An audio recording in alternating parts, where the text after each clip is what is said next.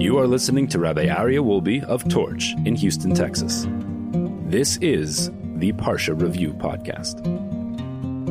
All right, welcome back, everybody. Welcome back to the Parsha in Focus.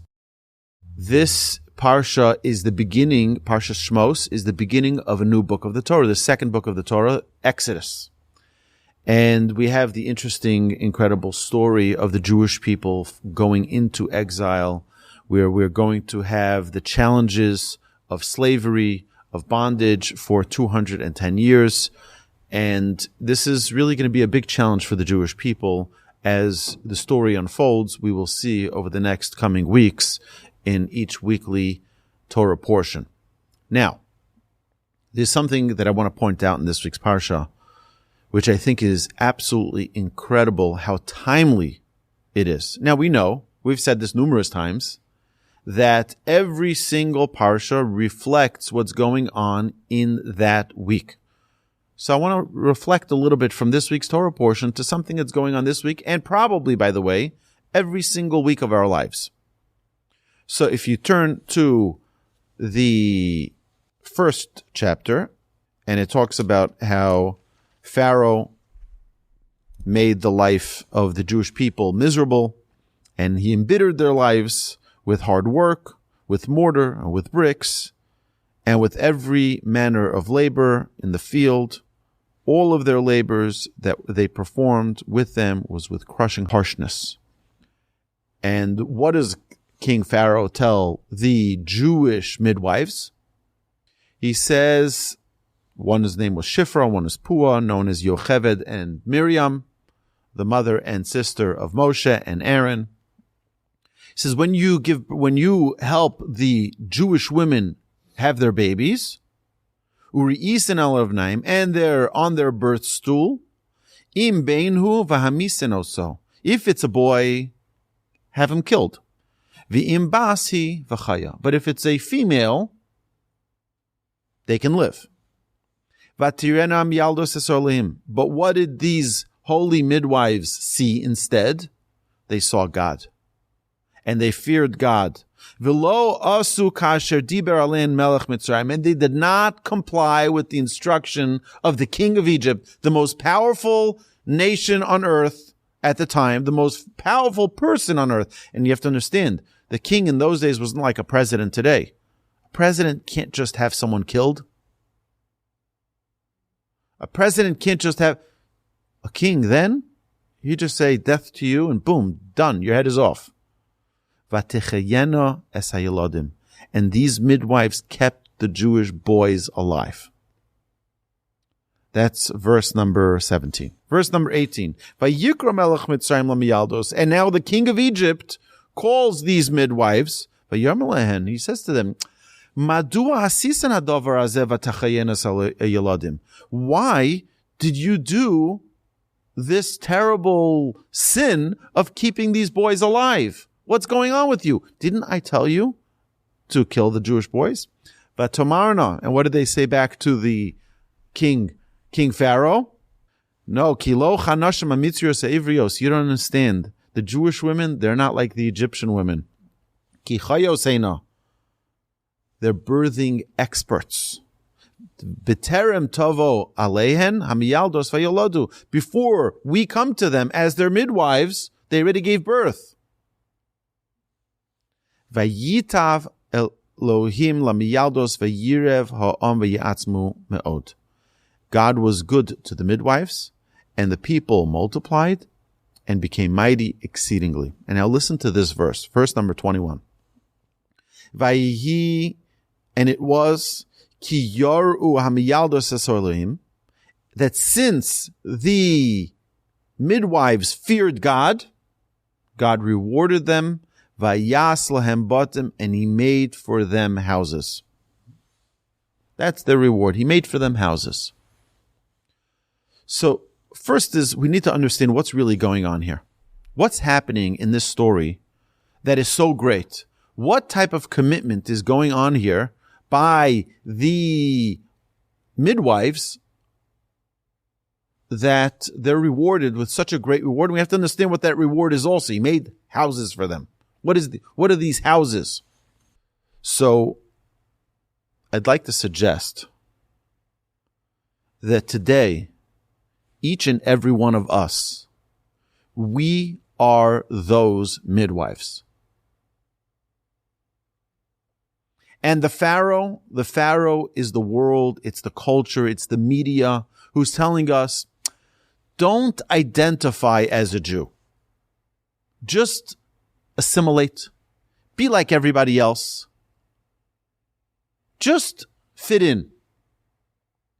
And what do the midwives do? They say, I'm going to wear my tzitzis out. You ever wonder that mitzvah? The mitzvah of tzitzis, you look in the verse in the Torah.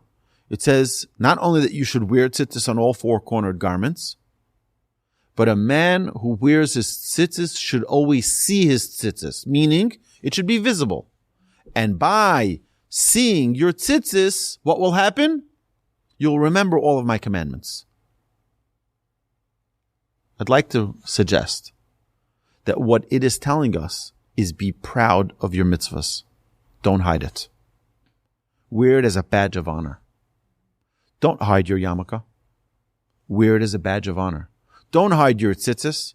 Wear it as a badge of honor. Don't hide your Judaism. Wear it as a badge of honor. Because you know what the results will be? You'll remember the entire Torah. And what that's referring to is the same reward that was given to the midwives is the reward that will be given to each and every one of us. We'll have houses. Houses refers to generations. Who were the children of these two midwives? Moses, Aaron, the future of the Jewish people. Generations and generations and generations that we come from. If we want our children to be the Moses and Aaron, we need to wear the badge of honor, to wear that godliness in our lives, just like they did. And they stared down the king of Egypt.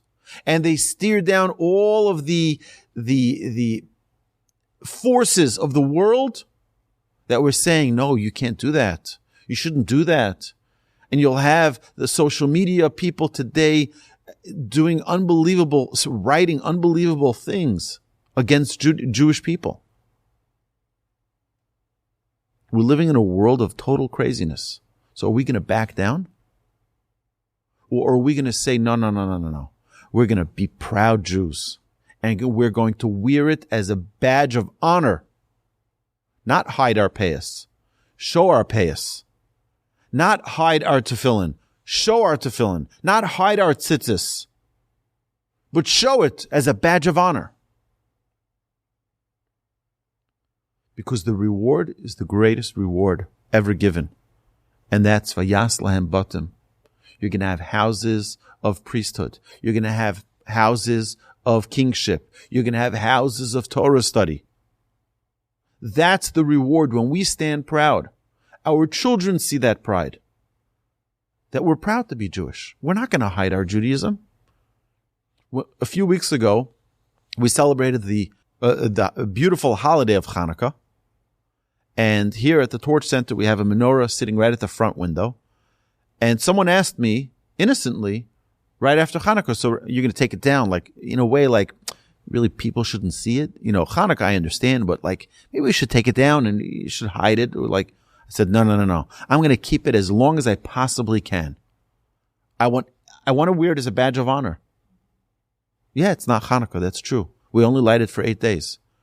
So it's not lit, but the menorah is still by that window. Because we're not going to shy away and hide from the pride that we have of being Jewish. This is what the miyaldos, the midwives, did. They said, we're not going to run away from our convictions, from our values, from our morals. I'm just going to put a little plug here. A very dear friend of mine is a social media influencer. He is a Hasidic Jew, proudly Hasidic Jew. He's a writer for one of the prestigious Jewish magazines, and he travels the world. You may have seen him on YouTube. You may have seen him on Facebook or Twitter or Instagram, wherever.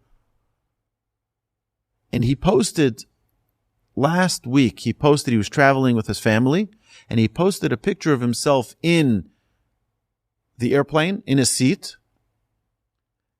And you see his payas. He's not hiding it. And he wrote, "Today is a beautiful day to be a proud Jew." We're not going to hide our Judaism. And it's been like over 9.5 million views of that post. And a lot of incredible pride that is coming out from Jewish people. That people are feeling proud. You know what? You're right. I shouldn't hide my Judaism. I should feel proud of my Judaism.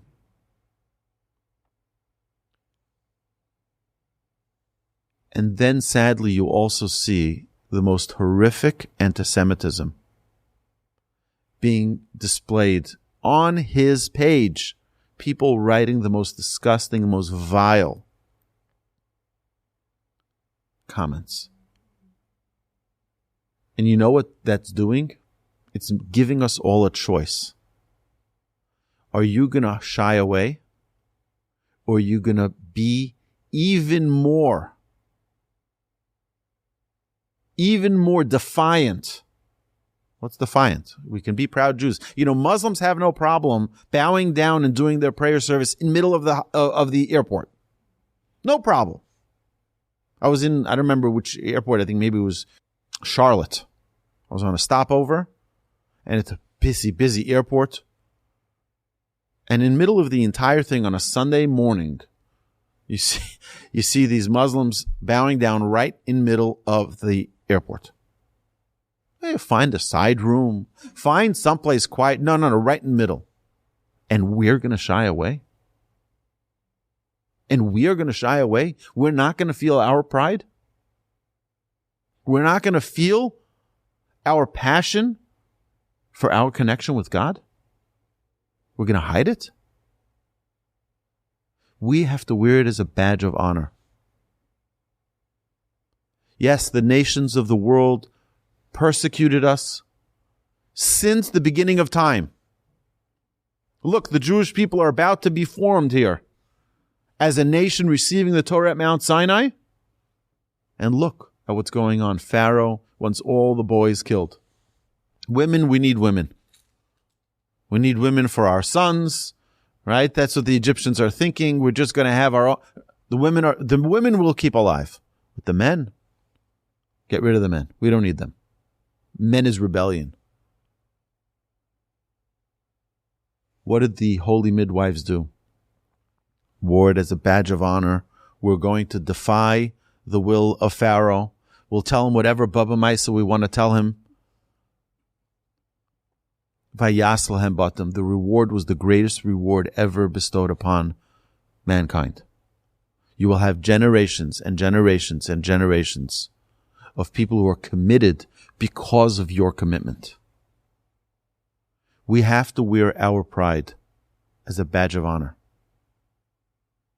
Not to shy away. My dear friend that I mentioned previously started a website of swag, of all this merchandise that you can buy. It's called Candle and Strap. Straps referring to the tefillin, candle referring to the light of the Jewish people. It is magnificent that we can display it not only in our mind, in our actions, but you can wear it. Wear it as a badge of honor. We're not going to hide. We're not going to shy away. And when we stand up, that's when the miracles come. That's when we can't shy away anymore. We did that too many times in our history. Oh, nobody should know that we're Jewish. Nobody needs to know. Let's just fit in. Let's just be like everybody else. And how has that helped us ever?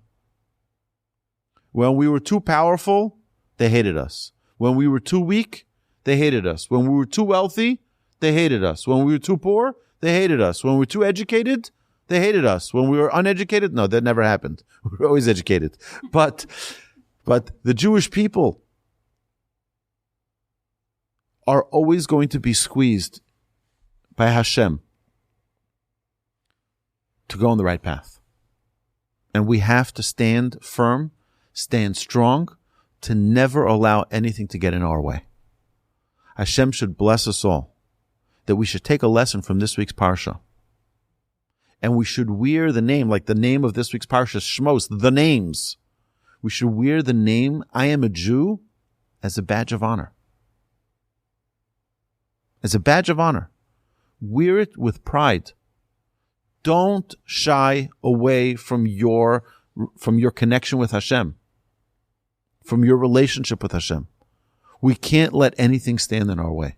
Hashem should bless us, that we should merit to stand firm and be rewarded greatly with houses and generation of Jews who are God-fearing, who are loving in their relationship with Hashem, and never, ever letting go of our growth step by step, day by day, connecting more and more with Hashem every single day of our lives.